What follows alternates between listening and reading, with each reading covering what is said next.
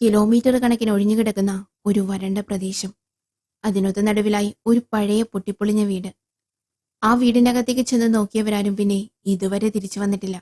പുറത്തുനിന്ന് കാണുമ്പോൾ ഒരു സാധാരണ വീട്. പക്ഷേ ആ വീടിന്റെ മതിലുകൾക്കുള്ളിൽ മറഞ്ഞിരിക്കുന്നത് മനുഷ്യർക്ക് മനസ്സിലാക്കാൻ കഴിയാത്ത ഭീകര രഹസ്യങ്ങളാണ്. ആ രഹസ്യങ്ങൾ തേടി അങ്ങോട്ടേക്ക് പോകുന്ന ഒരു FBI ഓഫീസറുടെ കഥയാണ് ഡെവിൾസ് ഗേറ്റ്. 2017 ഹോളിവുഡിൽ പുറത്തിറങ്ങിയ ഒരു സൂപ്പർ ഹൊറർ ത്രില്ലർ.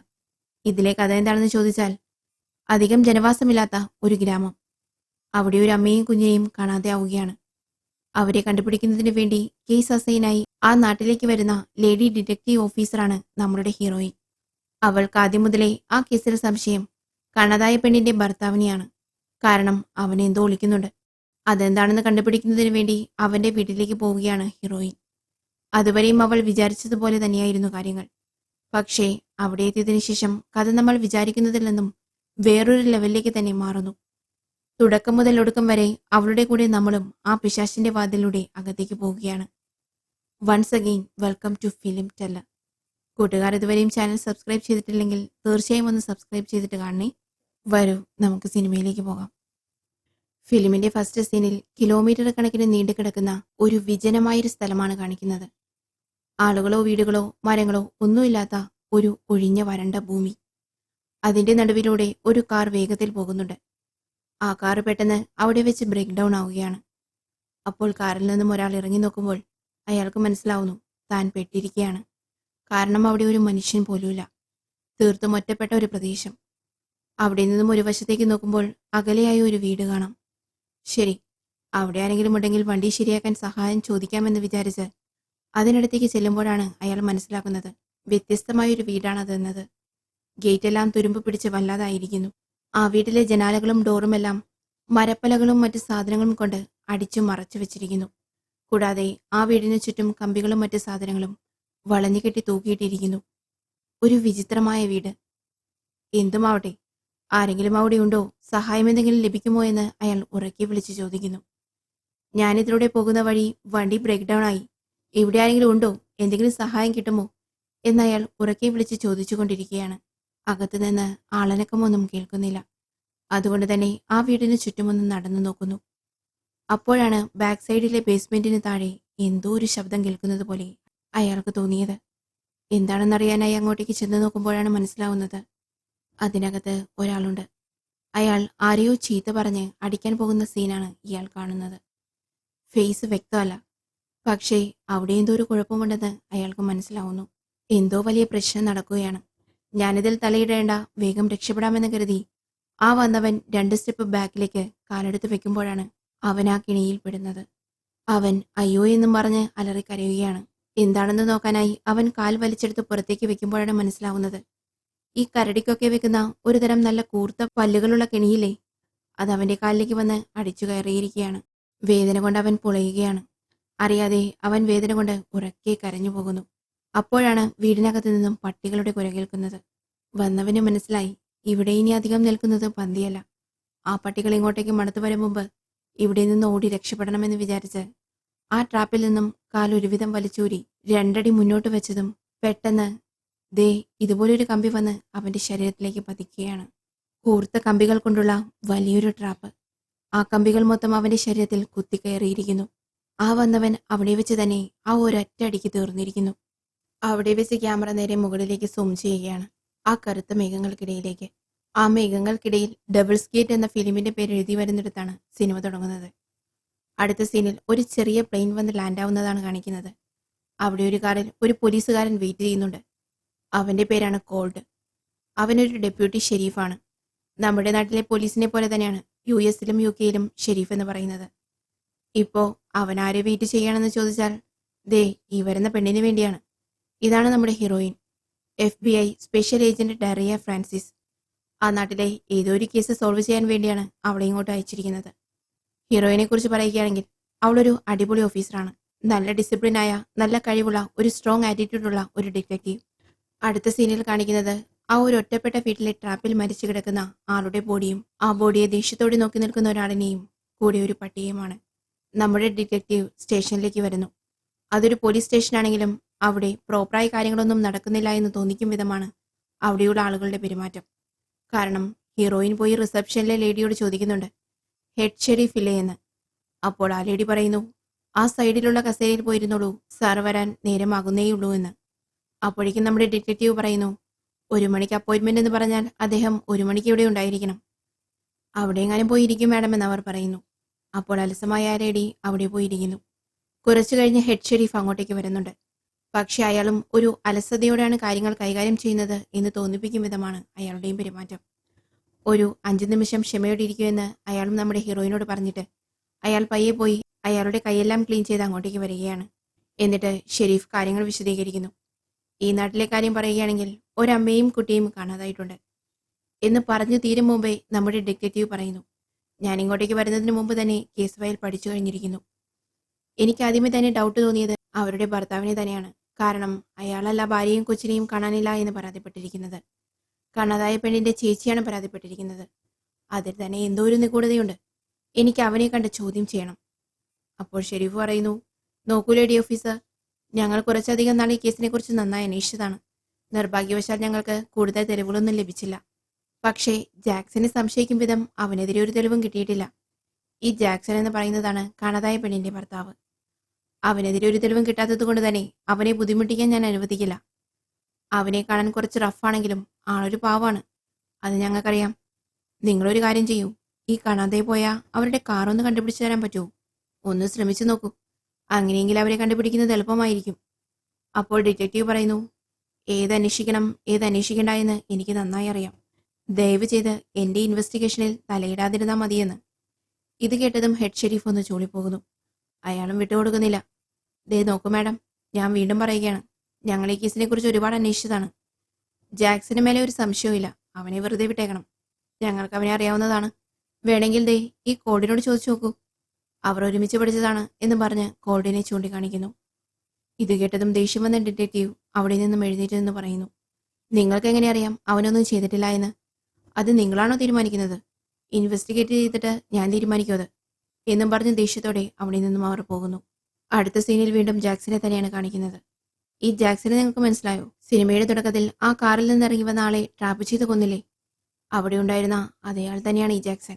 അവനപ്പോൾ അവിടെ ഒരു പുതിയ ടൂൾ മൂർച്ച വെച്ച് തയ്യാറാക്കിക്കൊണ്ടിരിക്കുകയാണ്. അവന് തൊട്ട് ബാക്കിലായി ഒരു റൂം ഭദ്രമായി ലോക്ക് ചെയ്ത് വെച്ചിരിക്കുന്നതും കാണിക്കുന്നുണ്ട്.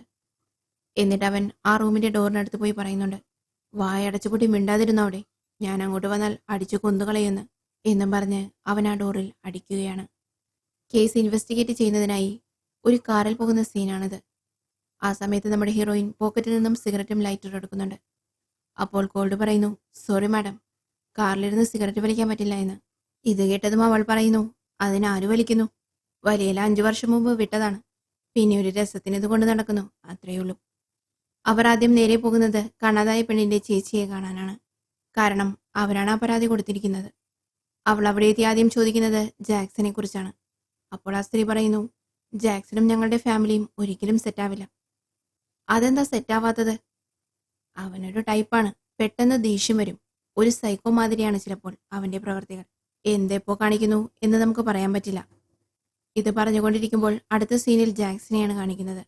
അവനൊരു ആയുധം മൂർച്ച വെച്ചുകൊണ്ടിരിക്കുകയാണ്. അപ്പോൾ ബാക്കിൽ നിന്നും ഒരു സൗണ്ട് വരുന്നുണ്ട്. അപ്പോൾ അവൻ അവിടെ നിന്നും ദേഷ്യത്തോടെ എഴുന്നേറ്റ് അലറി സൗണ്ട് വന്ന ഭാഗത്തേക്ക് നോക്കി പറയുന്നു, നിന്റെ യഥാർത്ഥ മുഖം എനിക്ക് മാത്രമേ അറിയൂ. ഇനി എന്നെ ഡിസ്റ്റർബ് ചെയ്താൽ നിന്നെ ഇവിടെ കൊന്നു തള്ളു ഞാൻ. അവർ പറഞ്ഞതുപോലെ തന്നെ അവന്റെ ക്യാരക്ടറാണ് ഇവിടെ കാണിക്കുന്നത്. ഒരു ചെറിയ കാര്യത്തിന് വരെ അവൻ വയലന്റ് ആവും. എത്ര തവണ അവനെ പോലീസ് പിടിച്ചുകൊണ്ട് പോയിരിക്കുന്നു. ഇതെല്ലാം ആ സ്ത്രീ പറയുന്നു. ഓഹോ, എന്നിട്ടാണോ നിങ്ങൾ ഇത്രയും അവനെ സപ്പോർട്ട് ചെയ്തത്? ഇതും പറഞ്ഞ ഹീറോയിൻ കോൾഡിനെ നോക്കുന്നു. മാഡം, ശരിയാണ്, ഞങ്ങൾ ഒരുമിച്ച് പഠിച്ചതാണ്. പക്ഷേ ഇപ്പോൾ ഒന്നുമില്ല. ഒരു ഹായ് ബായ് ബന്ധം മാത്രമേ ഉള്ളൂ. പിന്നെ അവനെ പിടിച്ച കേസുകളെല്ലാം കുഞ്ഞു കേസുകളാണ്. അതായത് ഡ്രങ്ക് ആൻഡ് ഡ്രൈവ്, കുടിച്ചിട്ട് ബാറിൽ തല്ലുണ്ടാക്കിയത്, അങ്ങനെയെല്ലാം എന്നും പറഞ്ഞ് കോൾഡ് തല ഉരിച്ചിരിക്കുന്നു. മാഡം, ഒരു ചോദ്യം കൂടി. നിങ്ങൾക്ക് നിങ്ങളുടെ സിസ്റ്ററിനെ നന്നായി അറിയാൻ കഴിയുമല്ലോ. നിങ്ങളുടെ സിസ്റ്റർ ഈ നാട്ടിൽ നിന്നും പോയി വേറെ എവിടെയെങ്കിലും താമസിക്കുന്നുണ്ടെങ്കിലോ? അതിന് വല്ല ചാൻസും ഉണ്ടോ? ഇല്ല മാഡം, ഒരിക്കലും ഇല്ല. അതിനൊരു ചാൻസും ഉണ്ടാവില്ല. അവസാനം ഇവിടെ വന്ന് എൻ്റെ കൂടെ താമസിക്കാൻ പോണെന്നാണ് അവൾ പറഞ്ഞിരുന്നത്. പക്ഷെ ആ സമയമാണ് അവളുടെ ഒരേ ഒരു കുട്ടിയായ ജോണിന് അസുഖം ബാധിച്ചത്. ഓക്കെ, ഈ ജാക്സൺ നിങ്ങളുടെ സിസ്റ്ററും തമ്മിൽ എങ്ങനെയാണ് കല്യാണം കഴിച്ചത്? അവരുടേത് ലവ് മാരേജ് ആയിരുന്നു. ആദ്യം അവനെ കണ്ടത് പള്ളിയിൽ വെച്ച് തന്നെയാണ്. പക്ഷേ കല്യാണത്തിന് ശേഷം അവനാകെ ഒത്തിരി മാറിപ്പോയി. അതിനുശേഷം അവന് ദൈവത്തോട് ഭക്തി കൂടിപ്പോയി. അതിന് കാരണം അവൾ പലവട്ടം അബോഷനായി. ശരിക്കു പറഞ്ഞാൽ 6 പ്രാവശ്യം. ജോൺ പിറക്കുന്നതിന് മുമ്പ് അവൾ 6 വട്ടം അബോഷനായി. 7ാമതാണ് ജോൺ പിറന്നത്. ജാക്സൺ ദൈവത്തോട് വെച്ചിരുന്ന വിശ്വാസമാണ് അവനെ രക്ഷിച്ചത്. അതുകൊണ്ടാണ് ജോൺ പിറന്നതെന്നും പറഞ്ഞ് അവൻ തീവ്രമായൊരു വിശ്വാസിയായി മാറിയിരുന്നു. ഓക്കെ, അവർ ഇവിടെ വരുമ്പോൾ എവിടെയാണ് കിടക്കാറുള്ളത്? എനിക്ക് ആ മുറിയൊന്ന് കാണാമോ എന്ന് ഹീറോയിൻ ചോദിക്കുന്നു. ഇതാണ് അവർ താമസിച്ചിരുന്ന റൂം. അവൾ ഈ ബെഡിലാണ് കിടക്കുന്നത്. ജോൺ ആ ടോയ്ലറ്റിലും. എന്ത്, ടോയ്ലറ്റോ? അതെ, അവൻ അവിടെ കിടക്കുന്നതാണ് ഇഷ്ടം. അത് ഉപയോഗിക്കില്ല. അവൾ അവിടെ ചെന്ന് നോക്കുമ്പോൾ ആ ചെറിയ റൂമിൽ മൊത്തം ആ കുട്ടി പല പടങ്ങളും വരച്ചു വെച്ചിട്ടുണ്ട്. അവിടെ നിന്നും അവൾക്ക് ഒരു ബുക്ക് കിട്ടുന്നു. ആ ബുക്ക് നോക്കുമ്പോൾ അവൾ വീണ്ടും ഷോക്കാവുന്നു. കാരണം ഭർത്താവിൽ നിന്ന് എന്തെങ്കിലും ബുദ്ധിമുട്ടുണ്ടെങ്കിൽ ഭാര്യ ചിലപ്പോൾ അത് മറച്ചു വെച്ചേക്കാം. പക്ഷേ കുട്ടി അത് ചെയ്തെന്ന് വരില്ല. അവൻ വരച്ചിട്ട ചിത്രങ്ങളിൽ മൊത്തം അവന്റെ അച്ഛനെ ഒരു ചെകുത്താനെ പോലെയാണ് വരച്ചു കാണിച്ചിരിക്കുന്നത്. ബ്ലാക്ക് കളറിൽ പല വികൃത രൂപങ്ങളിൽ. അവന്റെ അടുത്ത് വരുമ്പോൾ അവർ കരയുന്നത് പോലെയെല്ലാം വരച്ചു വെച്ചിരിക്കുന്നു. പെട്ടെന്ന് അവൾ ആ നോട്ട്ബുക്ക് എടുത്ത് അവളുടെ ജാക്കറ്റിനകത്തേക്ക് വെക്കുന്നു. അപ്പോഴാണ് പെട്ടെന്ന് ബാക്കിൽ നിന്നും ഒരു വയസ്സായ സ്ത്രീയുടെ ശബ്ദം കേൾക്കുന്നത്. കാണാതായ സ്ത്രീയുടെ അമ്മയാണത്. അവരെന്താണ് പറയുന്നതെന്ന് വെച്ചാൽ, പ്ലീസ് എന്റെ മോളെ രക്ഷിക്കണം. അവൻ തന്നെയാണ് ജാക്സൺ. അവൻ തന്നെയാണ് അവളെ പിടിച്ചു വെച്ചിരിക്കുന്നത്. അവൾ അവിടെ തന്നെയുണ്ട്. അവിടെ കിടന്ന് മരിച്ചാൽ അവളുടെ ആത്മാവ് സ്വർഗത്തിൽ പോലും പോവില്ല. പ്ലീസ് എന്റെ മോളെ ഒന്ന് രക്ഷിക്കണമെന്ന് പറഞ്ഞ് അവർ ഉറക്കെ കരയുന്നു. ഇത് കേട്ടതും ഹീറോയിൻ പറയുന്നു, എനിക്ക് എന്തായാലും ജാക്സനെ ഇന്ന് കണ്ടേ മതിയാകൂ എന്നും പറഞ്ഞ് അവൾ കാറിലേക്ക് കയറുന്നു. അപ്പോൾ കോൾഡ് പറയുന്നുണ്ട്, നോക്കൂ മാഡം, ഞങ്ങൾ 3 ദിവസത്തിന് മുമ്പ് വരെ അവനെ ചോദ്യം ചെയ്തതാണ്. വേറെ പ്രശ്നങ്ങളൊന്നുമില്ല. ചീഫ് അറിഞ്ഞാൽ ഇതിന് സമ്മതിക്കില്ല. നമുക്ക് അവന്റെ അടുക്കലേക്ക് പോകണ്ട എന്ന് പറയുമ്പോൾ ഹീറോയിൻ കയ്യിലുള്ള ആ ബുക്ക് കാണിച്ചിട്ട് പറയുന്നു, ഒരു കുട്ടി തന്റെ അച്ഛനെ ഇങ്ങനെ വികൃതമായി വരയ്ക്കണമെങ്കിൽ അവൻ എത്രത്തോളം ക്രൂരത അവരോട് ചെയ്തിരിക്കും. എനിക്ക് അവരെ എന്തായാലും രക്ഷിച്ചേ പറ്റൂ. ഒന്നുകിൽ നിനക്ക് എന്റെ കൂടെ വരാം, അല്ലെങ്കിൽ ഞാൻ ഒറ്റയ്ക്ക് ഇറങ്ങിപ്പോയിട്ട് എന്റെ ജോലി ചെയ്യും. ഇത് കേട്ടതും വേറെ വഴിയില്ലാതെ കോൾഡ് കൂടെ പോകുന്നു. അങ്ങനെ അവർ ആ ഏരിയയിലേക്ക് കടക്കാൻ പോവുകയാണ്. അവിടെ ഡെവിൾസ് ഗേറ്റ് എന്ന് എഴുതി വെച്ചിട്ടുണ്ട്. ആ ആളൊഴിഞ്ഞ ഏരിയയിലേക്ക് കടക്കും മുമ്പ് വീണ്ടും കോൾഡ് ചോദിക്കുന്നുണ്ട്, മാഡം നമുക്ക് അങ്ങോട്ട് പോകണോ? അവസാനം അവളുടെ തീരുമാനത്തിന് വഴങ്ങി അവർ അങ്ങോട്ടേക്ക് പോകുന്നു. അപ്പോഴാണ് അവിടെ ഒരു കാറ് കിടക്കുന്നത് കാണുന്നത്. ആദ്യ സീനിൽ കാണിച്ച ബ്രേക്ക് ഡൗൺ ആയ കാറാണത്. അവരാ കാറ് പരിശോധിക്കുമ്പോൾ അവൾ പറയുന്നു, ഈ കാർ ഓപ്പണാണ്, സാധനങ്ങളെല്ലാം അവിടെ തന്നെയുണ്ട്. അങ്ങനെ കാർ ഓപ്പണാക്കി വെച്ച സാധനങ്ങളെല്ലാം അവിടെ തന്നെ വിട്ടിട്ട് ഓണർ പോകില്ല. ഒന്നില്ലെങ്കിൽ അയാൾക്ക് തിരിച്ചു വരാൻ കഴിഞ്ഞിട്ടില്ല, അല്ലെങ്കിൽ ഇതൊരു ട്രാപ്പാണ്. ഇതും പറഞ്ഞ് ചുറ്റും നോക്കുമ്പോഴാണ് ആ വീട് കാണിക്കുന്നത്. അത് തന്നെയാണ് ജാക്സന്റെ വീട്. അവർ അങ്ങോട്ടേക്ക് കാർ ഓടിച്ചു ചെല്ലുന്നുണ്ട്. ആ വീട് പൊട്ടിപ്പൊളിഞ്ഞു കിടക്കുകയാണ്. അതിന്റെ ജനാലകളെല്ലാം പുറത്തു നിന്നും കാണാൻ പറ്റാത്ത വിധം തടിക്കഷ്ണങ്ങൾ കൊണ്ട് അടച്ചു വെച്ചിരിക്കുന്നു. മൊത്തത്തിലൊരു നിഗൂഢത. ഈ വീട് കണ്ടിട്ട് നിങ്ങൾക്ക് ഇതുവരെ ഒരു സംശയം തോന്നിയില്ലേ എന്ന് ഹീറോയിൻ കോൾഡിനോട് ചോദിക്കുമ്പോൾ അവൻ ഞെട്ടലോടെ പറയുന്നുണ്ട്, മാഡം ഇതിങ്ങനെയല്ലായിരുന്നു. 3 ദിവസം മുമ്പ് ഞാൻ വന്നതാണ്. അപ്പോൾ ഇങ്ങനെയല്ലായിരുന്നു. അപ്പോൾ മുകളിൽ നിന്ന് അവരെ ജാക്സൺ നോക്കുന്നുണ്ട്. അപ്പോൾ കോൾഡ് ഉറക്കെ വിളിച്ചു പറയുന്നു, ജാക്സൺ നീ ഉള്ളിലുണ്ടോ? ഉണ്ടെങ്കിൽ പുറത്തേക്ക് വാ, ഞങ്ങൾക്ക് കുറച്ച് കാര്യങ്ങൾ ചോദിക്കാനുണ്ട്. പക്ഷേ ഉള്ളിൽ നിന്നും ഒരനക്കവും കാണാത്തത് കൊണ്ട് ഡിറ്റക്റ്റീവ് പറയുന്നു, അകത്താരും ഇല്ല എന്ന് തോന്നുന്നു. നീ ഇവിടെ നിൽക്ക്, ഞാൻ അകത്ത് കയറി നോക്കിയിട്ട് വരാമെന്ന് പറഞ്ഞ് വയർലെസ് എടുത്തിട്ട് ഹീറോയിൻ അങ്ങോട്ടേക്ക് നടക്കുകയാണ്. അങ്ങോട്ടേക്ക് കയറാൻ പോകുമ്പോൾ തൊട്ടടുത്തായി ഒരു ഗ്യാരേജ് കാണുന്നു. അതിനുള്ളിലേക്ക് കയറി നോക്കുമ്പോൾ തുരുമ്പിച്ച കുറെ ആയുധങ്ങളും പിന്നെ അവൾ തേടി നടന്നൊരു തെളിവും അവളുടെ കൺമുമ്പിൽ വന്നു പെടുന്നു. അതെ, ആ കാർ. അത് കാണാതായ മരിയയുടെ കാറായിരുന്നു. അത് കണ്ടതും അവൾ ഉറപ്പിക്കുന്നു, ജാക്സൺ തന്നെയാണ് അവളെ കടത്തിയിരിക്കുന്നത്. ആ സമയം തലയ്ക്ക് മീതെ ഒരു ഗണ്ണ് ചൂണ്ടിക്കൊണ്ട് ജാക്സൺ അവിടെ നിൽക്കുന്നു. അനങ്ങിപ്പോകരുത്, മര്യാദയ്ക്ക് അവിടെ നിന്ന് എഴുന്നേൽക്ക്. അപ്പോൾ ഹീറോയിൻ പറയുന്നു, നോക്കൂ, വേണ്ട, ഞാനൊരു പോലീസ് ഓഫീസറാണ്. ഞാൻ നിന്നോട് കുറച്ച് കാര്യങ്ങൾ ചോദിക്കാൻ വേണ്ടി മാത്രമാണ് ഇവിടെ വന്നിരിക്കുന്നത്. മര്യാദയ്ക്ക് തോക്ക് താഴെയിട് എന്നെല്ലാം അവൾ പറയുന്നു. അവൻ അതിനൊന്നും ചെവി കൊടുക്കുന്നില്ല. തോക്ക് ചൂണ്ടി പുറത്തേക്ക് വരുന്നത് കണ്ട് കോൾഡും പറയുന്നുണ്ട്, ജാക്സൺ വേണ്ട, നീ ഞങ്ങളെ എന്തെങ്കിലും ചെയ്താൽ തീർച്ചയായും നിന്റെ പിന്നാലെ ഒരു ആർമി തന്നെ വരും. കാരണം ഞങ്ങൾ റിപ്പോർട്ട് ചെയ്തിട്ടാണ് ഇങ്ങോട്ട് വന്നത്. മര്യാദയ്ക്ക് പറയണത് കേൾക്ക് എന്ന് പറഞ്ഞു തീരും മുമ്പ് നമ്മുടെ ഹീറോയിൻ തിരിഞ്ഞ് ജാക്സന്റെ കഴുത്തിൽ ഒരടി. എന്നിട്ട് നിമിഷ നേരം കൊണ്ട് ജാക്സന്റെ കയ്യിലെ തോക്ക് പിടിച്ച് മാറ്റിയിട്ട് ജാക്സന് നേരെ തോക്ക് ചൂണ്ടുന്നു. എന്നിട്ട് ആദ്യം തന്നെ അവനെ ഹാൻഡ് കഫ് ഇടാൻ കോൾഡിനോട് പറയുന്നുണ്ട്. മര്യാദയ്ക്ക് നീ പറ, നിന്റെ ഭാര്യയും കൊച്ചിനെയും നീ എന്താ ചെയ്തത്? ഞാൻ അവരെ എന്ത് ചെയ്യാൻ? ഞാനൊന്നും ചെയ്തിട്ടില്ല. അത് തന്നെ അവൻ പറഞ്ഞുകൊണ്ടിരിക്കുന്നു. പിന്നെ എങ്ങനെയാണ് അവരുടെ കാർ ഇവിടെ വന്നത്? അതവർ ഇവിടെ വിട്ടിട്ട് പോയതാണ്. നീ നിൽക്കുന്ന ഈ സ്ഥലത്തിന് ചുറ്റും 50 മൈലെങ്കിലും ഒരു സാധനം പോലുമില്ല, ഒരു മരം പോലുമില്ല. പിന്നെ അവർ ഇവിടെ നിന്ന് നടന്നു പോയോ എന്ന് നമ്മളുടെ ഹീറോയിൻ ജാക്സനോട് ചോദിക്കുന്നു. അങ്ങനെ പറഞ്ഞുകൊണ്ടിരിക്കുമ്പോൾ ജാക്സന്റെ വീടിന്റെ അകത്തു നിന്നും ഒരു പട്ടി ഭയങ്കരമായി കുരയ്ക്കുന്നു. അത് കേട്ടതും ഹീറോയിൻ പറയുന്നു, എന്താകത്ത്, ഞാൻ പോയി നോക്കട്ടെ എന്ന് പറഞ്ഞ് അവൾ അങ്ങോട്ടേക്ക് പോകുന്നു. അപ്പോൾ ജാക്സൺ പറയുന്നു, വേണ്ട, നീ അങ്ങോട്ട് പോകരുത്, അത് നിനക്ക് ആപത്താണ് എന്ന് വീണ്ടും വീണ്ടും അവൻ പറഞ്ഞുകൊണ്ടിരിക്കുന്നു. നീ അങ്ങോട്ടേക്ക് പോയി നോക്കിയാൽ എന്റെ ഭാര്യയുടെയും മകന്റെയും ജീവന് ആപത്താണെന്ന് കൂടി അവൻ പറയുന്നുണ്ട്. അവൾ അങ്ങോട്ടേക്ക് പോകുന്ന വഴി ഒരു ട്രാപ്പ് കാണുന്നു. ആ ഫസ്റ്റ് സീനിലെ ഒരാളെ ട്രാപ്പിലടിച്ച് കയറ്റിക്കൊന്ന അതേ സാധനം. എന്നിട്ട് നേരെ നടന്ന് സ്റ്റെപ്പ് കയറാൻ നേരം നേരിയൊരു കമ്പി സ്റ്റെപ്പിനരികിലൂടെ വലിച്ചു കെട്ടിയിരിക്കുന്നത് അവൾ ശ്രദ്ധിക്കുന്നു.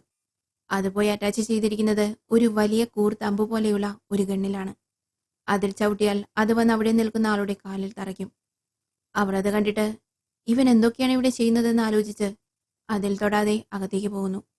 ഞാൻ വീടിനകത്തെത്തിയെന്ന് വയർലെസ്സിലൂടെ കോൾഡിന് സന്ദേശം കൊടുത്തുകൊണ്ട് അവൾ അകത്ത് മൊത്തം നിരീക്ഷിക്കുകയാണ്. അവിടെ കുറെ ഫോട്ടോസുകൾ വെച്ചിട്ടുണ്ട്. അതിൽ ജാക്സന്റെ ഫാമിലി ഫോട്ടോ എല്ലാം ഉണ്ട്. ഏത് ഫോട്ടോ നോക്കിയാലും അവർ എല്ലാവരും തന്നെ ഭയങ്കര ഭക്തിയുള്ള കൂട്ടരെ പോലെയാണ് കാണുന്നത്. എല്ലാത്തിലും ദൈവത്തിന്റെ ഫോട്ടോയും ബൈബിളും ജപമാലയും ഉയർത്തി പ്രാർത്ഥിക്കുന്നത് പോലെയെല്ലാം കാണുന്നു. അവൾ അവിടെ മൊത്തം നോക്കി മുകളിലും പോയി നോക്കി.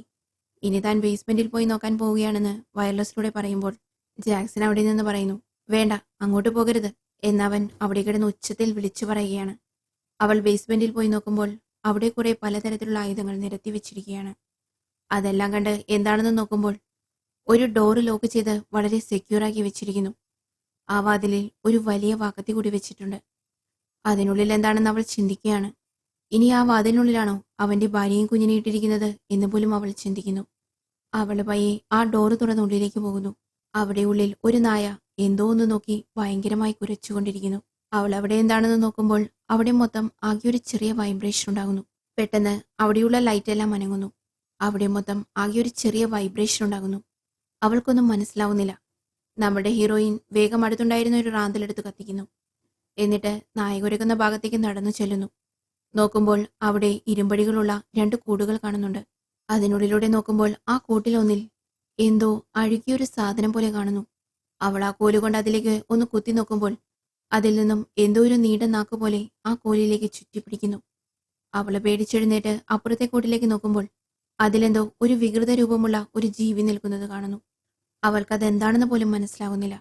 അവൾ ഭയന്ന് അവിടെ നിന്നും പുറത്തേക്ക് ഓടുന്നു. നീ എന്ത് പണ്ടാരം പിടിച്ച സാധനത്തിനെയാണ് പിടിച്ചു വെച്ചിരിക്കുന്നത്?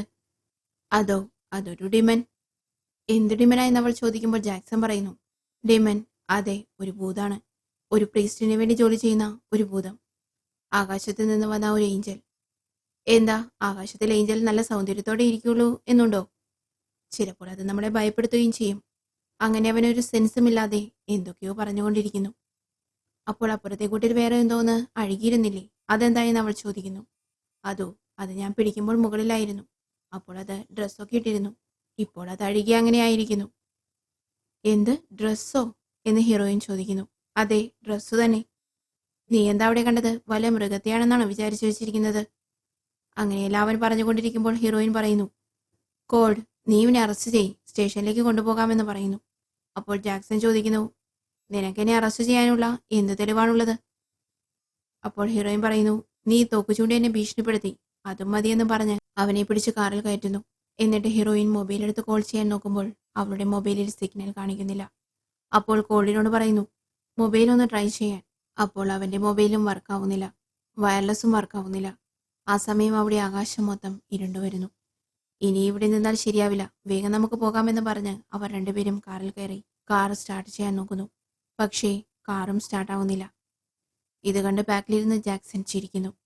എന്നിട്ട് പറയുന്നു, ദയവ് ചെയ്ത് എന്റെ കൈവിലങ്ങ് അഴിച്ചുവിട്. പക്ഷേ അതവർ കേൾക്കുന്നില്ല. ഒരു നിമിഷം മറിയയുടെ ആ കാർ ഓണാവുമോ എന്ന് നോക്കട്ടെ എന്നും പറഞ്ഞ് ഹീറോയിൻ ആ കാർ സ്റ്റാർട്ട് ചെയ്ത് നോക്കുന്നു. അതും ഓണാവുന്നില്ല. അവിടെ എന്താ സംഭവിക്കുന്നതെന്ന് മനസ്സിലാകാതെ ഹീറോയിനും കൊണ്ടു നിൽക്കുമ്പോൾ അവിടെ ആ വീടിന് ചുറ്റും കറുത്ത മേഘങ്ങൾ ഉരുണ്ടുകൂടി ചുറ്റിലും നിന്ന് കറങ്ങുന്നു.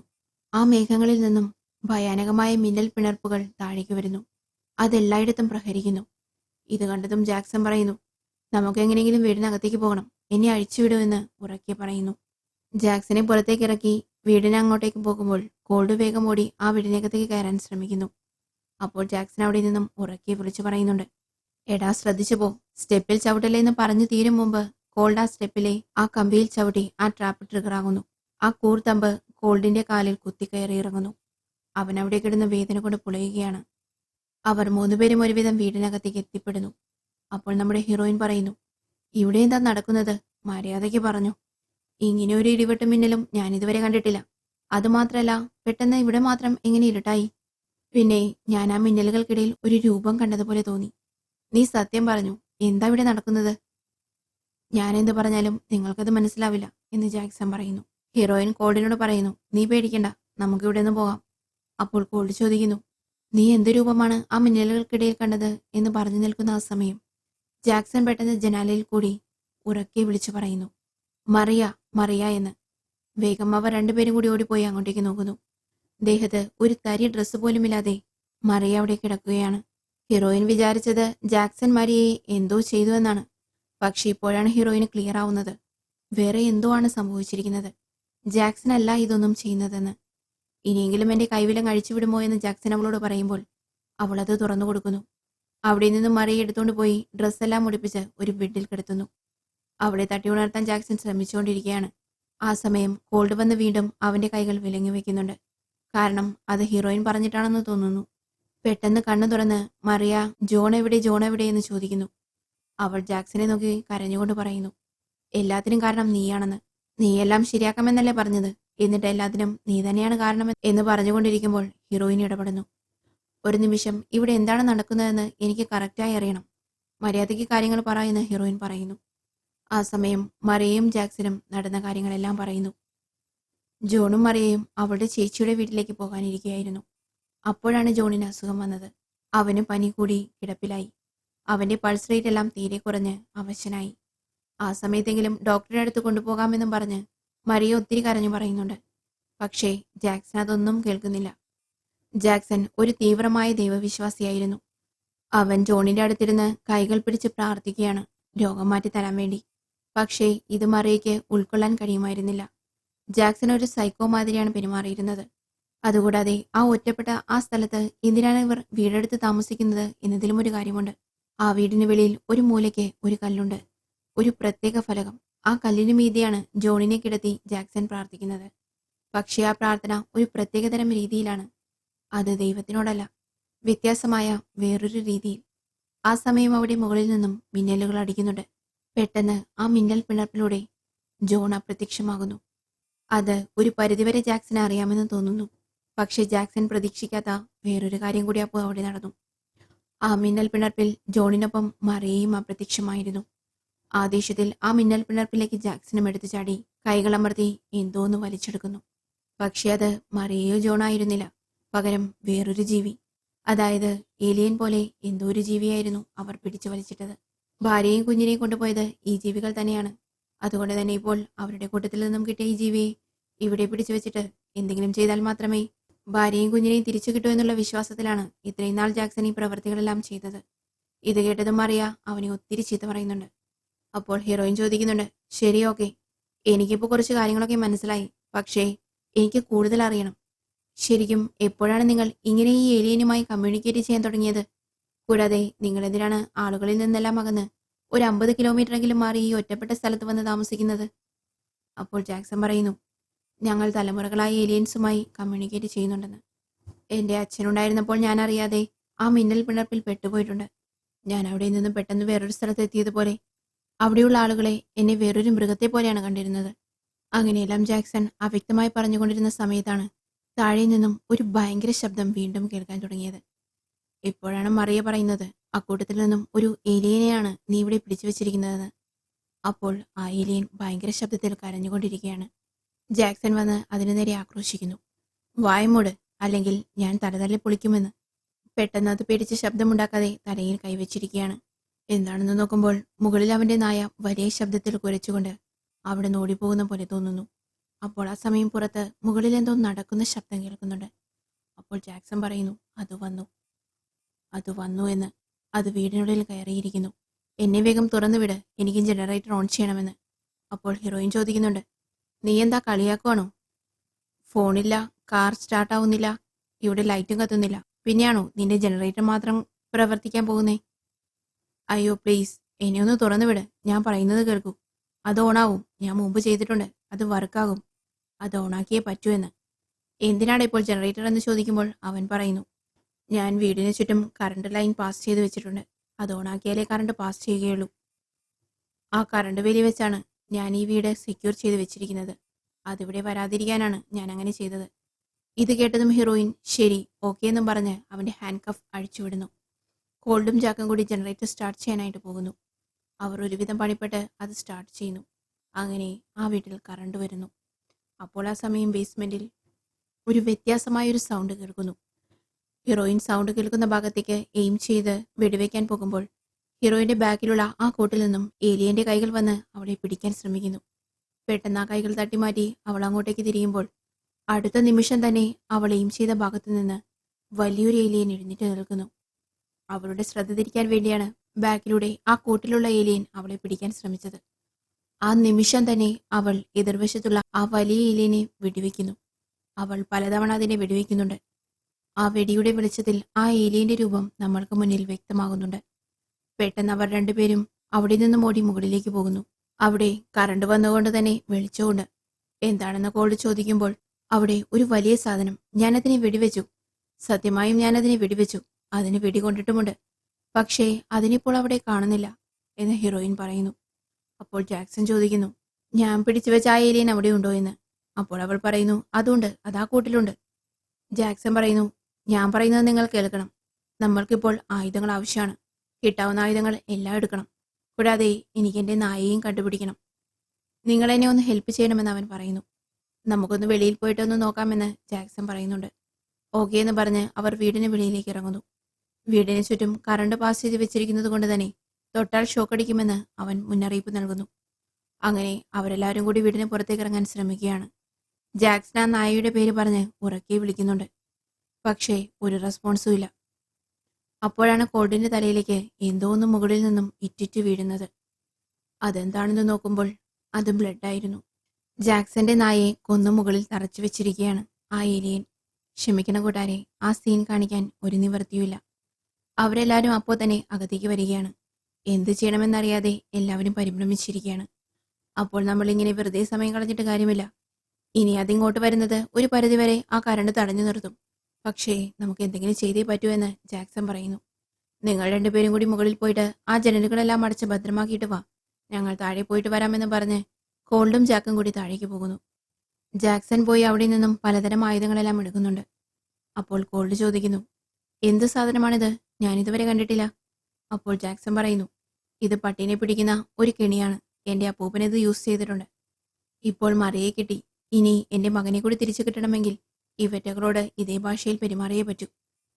അപ്പോൾ കോൾഡ് ജാക്സനെ തടഞ്ഞു നിർത്തിയിട്ട് പറയുന്നു, നോക്കൂ, അതെവിടെ നിന്നാണ് വന്നതെന്ന് എനിക്കറിയില്ല, പക്ഷേ അതും ഒരു ജീവനാണ്, അതും ദൈവം സൃഷ്ടിച്ച ഒരു ജീവൻ തന്നെയായിരിക്കും, നീ അതിനെ ഉപദ്രവിക്കരുത്. ഇല്ലടാ, ഇനി ഉപദ്രവിക്കാതെ വഴിയില്ല, രക്തത്തിന് രക്തം, അടിക്ക് അടി എന്നും പറഞ്ഞ് രണ്ടുപേരും കൂടി അതിനെ കൈപിടിച്ച് പുറത്തേക്ക് വലിച്ച് ജാക്സൺ അതിന്റെ കൈവിരലുകൾ കട്ട് ചെയ്യുന്നു. ആ സീനിൽ ഹീറോയിൻ അങ്ങോട്ടേക്ക് കടന്നു വരുന്നുണ്ട്. ആ ജീവി ഭയങ്കര അലർച്ചയോടെ കരയുകയാണ്. അത് കണ്ടുവന്ന ഹീറോയിൻ ചോദിക്കുന്നു, നിങ്ങൾ എന്താണ് ഈ ചെയ്യുന്നത്?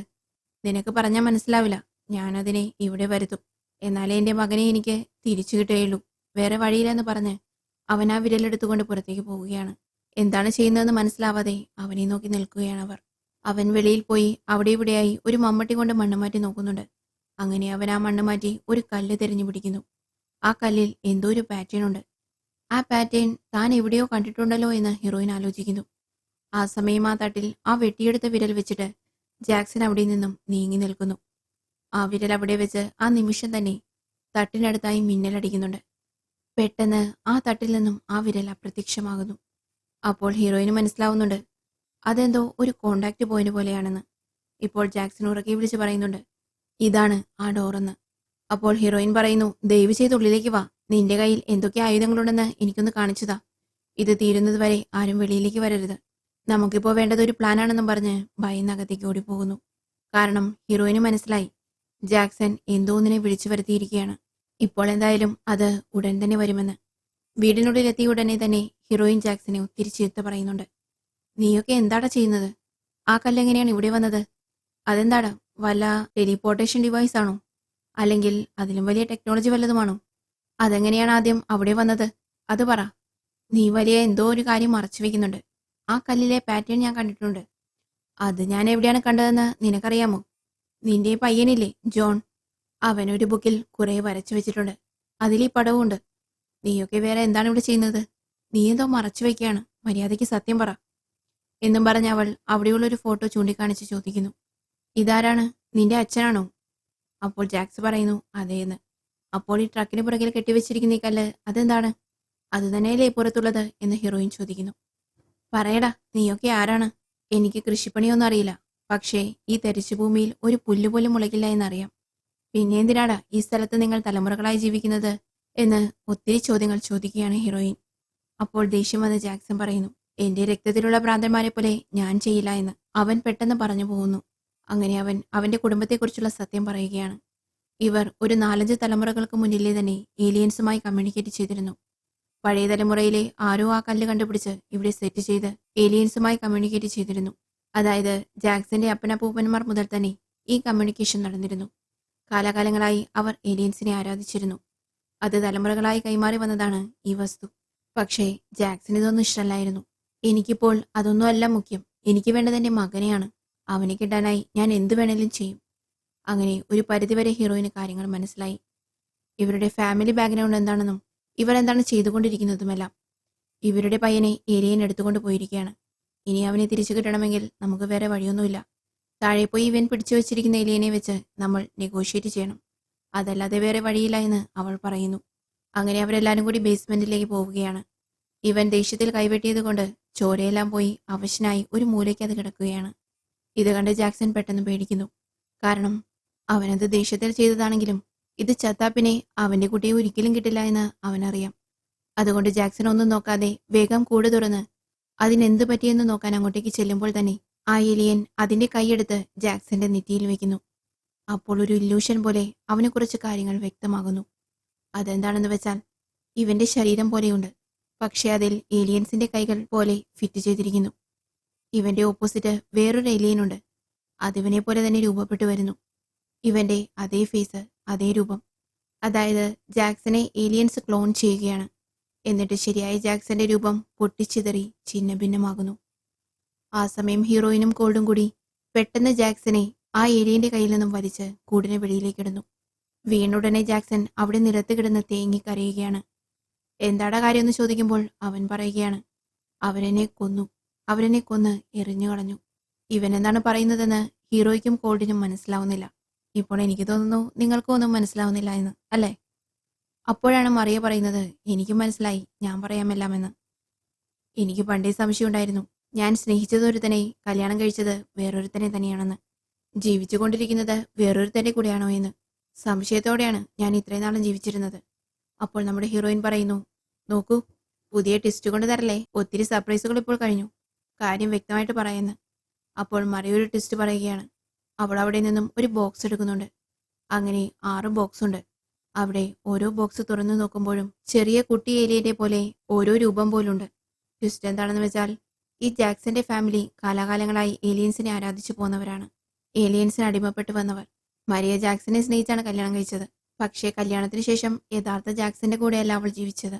അവൾ ഒരു ഏലിയന്റെ കൂടെയാണ് കിടപ്പറ പങ്കിട്ടതും ജീവിച്ചതും. ജാക്സനെ അവർ എടുത്തുകൊണ്ട് പോയി ക്ലോൺ ചെയ്ത് ജാക്സന് പകരമായി ഇവിടെ വിട്ടിട്ട് പോയിരിക്കുകയാണ്. അവന്റെ ഏലിയൻ ഓർമ്മകൾ എല്ലാം മായ്ച്ചു കളഞ്ഞു. പകരം ജാക്സനായി ഇവിടെ ഇട്ടിട്ട് പോയതാണ്. അപ്പോൾ അതിനുശേഷമാണ് ഞങ്ങളുടെ കല്യാണം കഴിഞ്ഞതും ഞാൻ പ്രസവിക്കാൻ തയ്യാറാവുന്നതും. 6 പ്രാവശ്യവും ഞാൻ പ്രസവിക്കുന്നതും ഏലിയന്റെ രൂപത്തിലാണ്. 6 വട്ടവും അബോഷനായിരുന്നു. ഞാൻ ഭയങ്കരമായി വേദനിച്ച് കരയുമായിരുന്നു.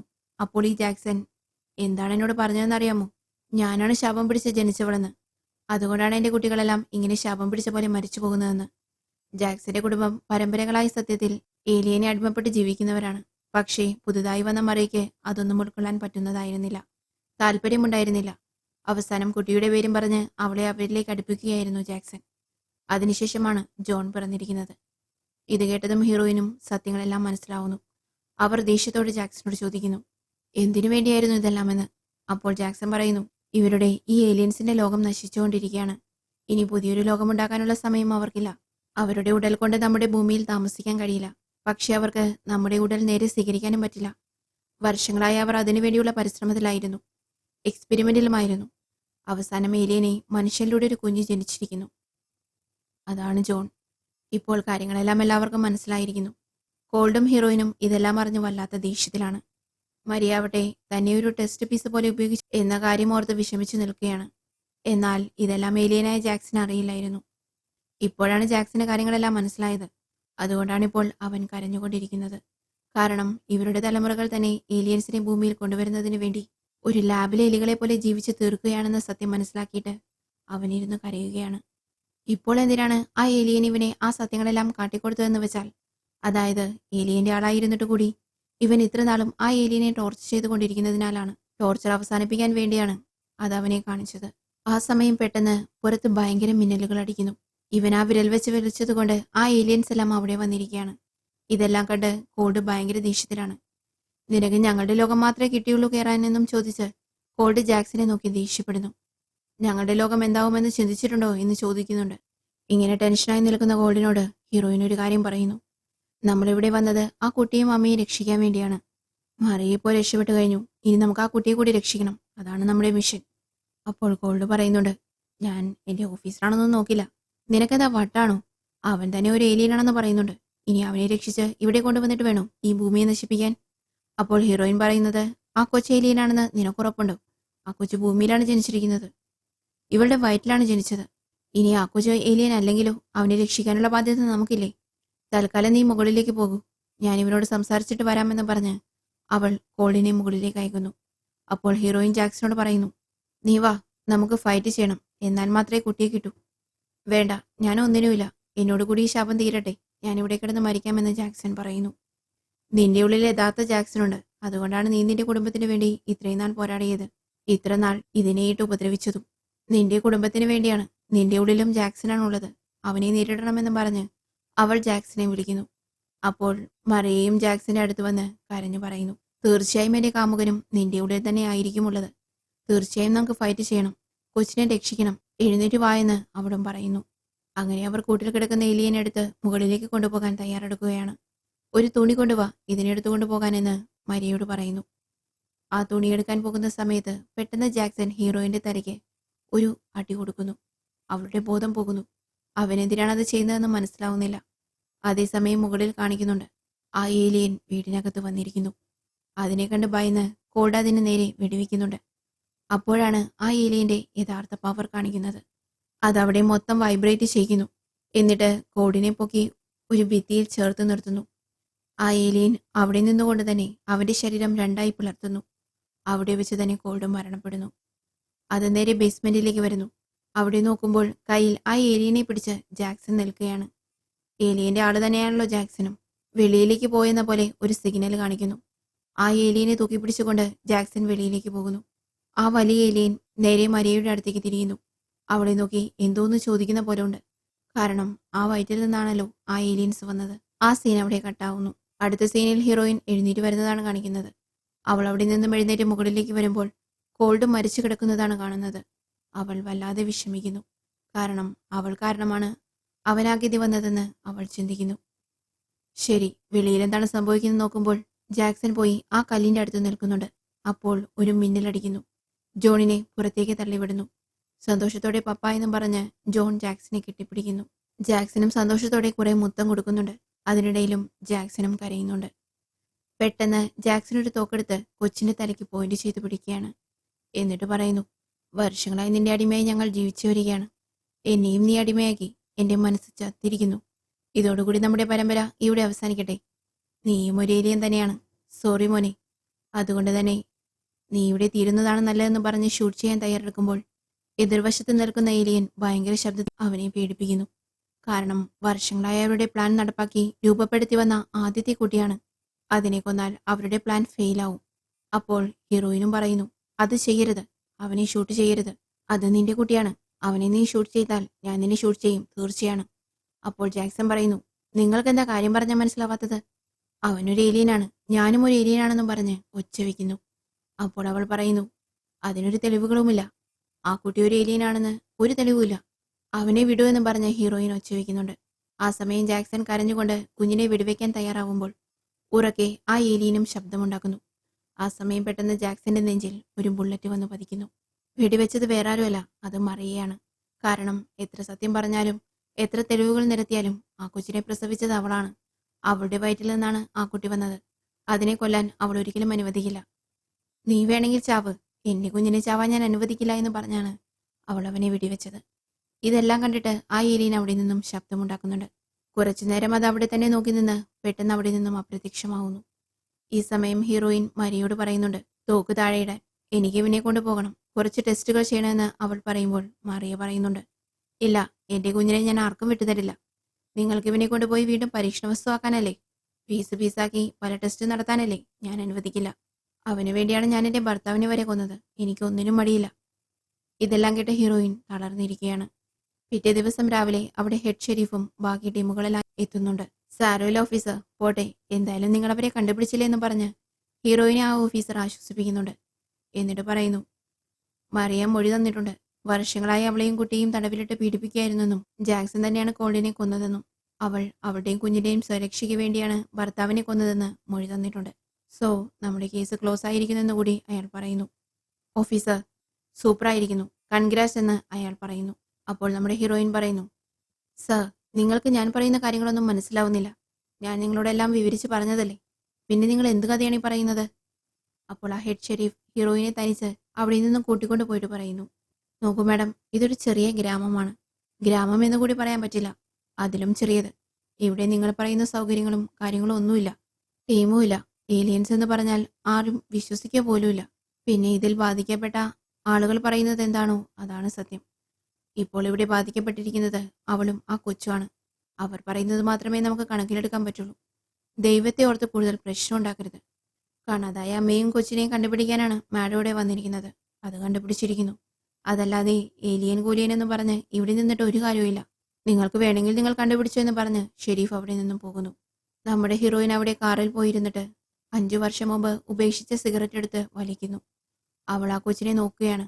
അവൻ അവിടെ തന്നെ നോക്കി നിൽക്കുന്നു. അവനെ കണ്ടാൽ ഒരു ഏലിയനെ പോലെ തന്നെയുണ്ട്. അവൻ അവന്റെ അമ്മയുടെ അടുത്ത് നിന്നിട്ട് ഒരുമാതിരി നോട്ടം നോക്കുകയാണ് അവളെ.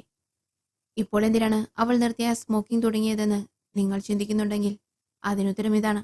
എന്താണെന്ന് വെച്ചാൽ, പറഞ്ഞാൽ വിശ്വസിക്കില്ല, ഏലിയൻ നമ്മുടെ ലോകത്തേക്ക് വന്നിരിക്കുന്നു. മനുഷ്യനായി മാറാനുള്ള എക്സ്പെരിമെന്റ് നടത്തിയിരിക്കുന്നു. അവർ മനുഷ്യരൂപത്തിൽ പിറന്നിരിക്കുന്നു. അതിനപ്പുറം എന്ത് സംഭവിക്കാനാണ്? ഇനി നമ്മൾ സ്വസ്ഥമായി ജീവിക്കുമെന്ന് ഒരു ഉറപ്പുമില്ല. അപ്പോൾ പിന്നെ ഈ സിഗരറ്റ് വലിച്ചാൽ എന്താണ്, വലിച്ചില്ലെങ്കിൽ എന്താണ് എന്ന് ചിന്തിച്ച് അവൾ അവിടെ നിന്നും സിഗരറ്റ് എടുത്ത് വലിച്ച് പോവുകയാണ്. ഈ ഒരു സീനോടുകൂടി കഥ അവസാനിക്കുകയാണ്. ട്വിസ്റ്റുകൾ നിറഞ്ഞ ഈ കഥയിൽ ഇനിയും ട്വിസ്റ്റുകൾ നിറഞ്ഞിരിക്കുന്നു. ചിലപ്പോൾ ജോൺ മാത്രമല്ല, മരിയയും ഏലിയൻ ആവാൻ സാധ്യതയുണ്ട്. കാരണം അവളും ആ ഡബിൾസ് ഗേറ്റിലൂടെ സഞ്ചരിച്ച് തിരിച്ചു വന്നവരാണ്. കാത്തിരുന്നു കാണാം ഇനി എന്താണ് ഭൂമിയിൽ സംഭവിക്കാൻ പോകുന്നതെന്ന്. നിങ്ങൾക്ക് ഈ സ്റ്റോറി ഇഷ്ടപ്പെട്ടെന്ന് വിചാരിക്കുന്നു. ഇനിയും ഇതുപോലുള്ള സിനിമകൾ കാണാനായി ചാനൽ ഒന്ന് സബ്സ്ക്രൈബ് ചെയ്യണേ. കൂടെ ഒരു ലൈക്കും കൂടി. നന്ദി.